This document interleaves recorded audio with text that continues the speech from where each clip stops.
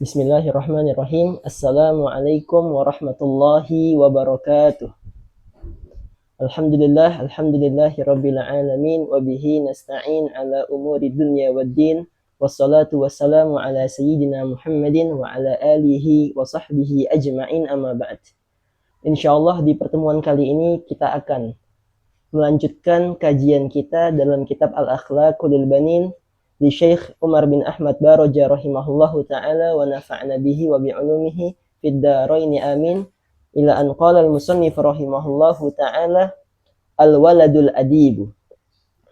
Di judul kedua kali ini insyaallah al-musannif Syekh Baroja akan menjelaskan kepada kita bagaimana ciri-ciri seorang anak itu yang beradab, yang berakhlak, yang memiliki adab yang baik, sehingga kita dengan mempelajari judul kedua ini insya Allah akan mempraktikkan apa saja ciri-ciri, apa saja pekerjaan-pekerjaan seorang anak agar kita termasuk anak yang beradab.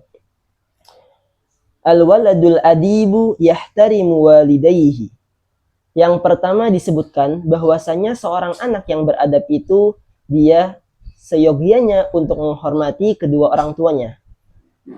Wa muallimihi, dan juga dia selain menghormati kedua orang tuanya, dia juga menghormati guru-gurunya.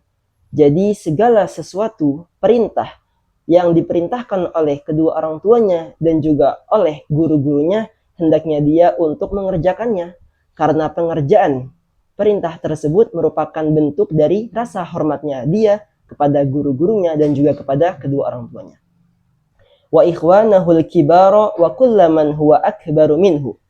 Dan selain kedua orang tuanya dan juga guru-gurunya, hendaknya seorang anak yang beradab itu juga hendaknya ia menghormati saudara-saudaranya dan juga seluruh manusia, baik itu tetangganya, orang asing yang dia tidak kenal pun harus menghormati mereka, selama mereka itu merupakan orang yang lebih tua, yang lebih besar umurnya daripada anak tersebut.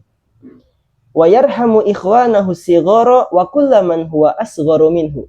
Dan sebaliknya, apabila ia melihat orang yang lebih muda, yang lebih kecil daripada dirinya, hendaknya ia untuk menyayanginya. Wa yasduqu fi kalami. Dan juga selanjutnya, seorang anak yang beradab itu juga hendaknya ia untuk selalu berkata benar, selalu berkata jujur dalam setiap perkataannya, tidak pernah berbohong, tidak pernah berkata dusta. Wa yatawadhu ma'an nasi, dan juga hendaknya ia untuk bersikap tawadhu, yaitu bersikap rendah hati terhadap sesama, tidak merasa sombong atas temannya, tidak merasa sombong atas orang lain. Wa yasbiru 'alal adza, dan juga selanjutnya seorang anak yang beradab itu juga hendaknya ia untuk bersabar atas segala musibah, atas segala bencana, atas segala rasa sakit yang telah ia terima. Wala yuqati'ul aulada, dan juga hendaknya ia apabila melihat beberapa anak sedang bercakap-cakap, hendaknya ia untuk tidak memotong pembicaraan mereka berdua. Hendaknya ia apabila ingin berbicara kepada satu di antara mereka untuk menunggu sampai mereka selesai berbicara atau bercakap-cakap.